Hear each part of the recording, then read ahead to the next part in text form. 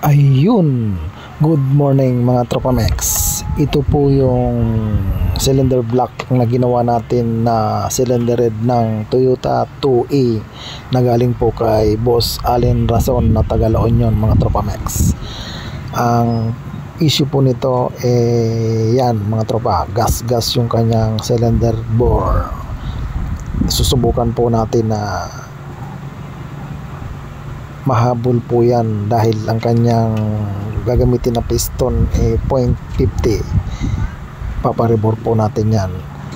Once na mahabol mga Tropamex yung kanyang gas hindi na po tayo magpapalit ng liner. Pero kapag hindi po nahabol yung kanyang gas, no choice mga Tropamex, papalit po tayo ng sleeve o liner. Isang peraso lang naman mga Tropamex.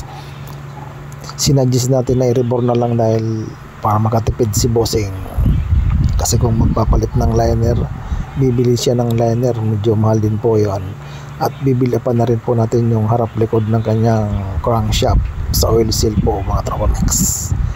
Yun lang mga Tropamex, abangan nyo kung mahabol natin yung gas. Salamat.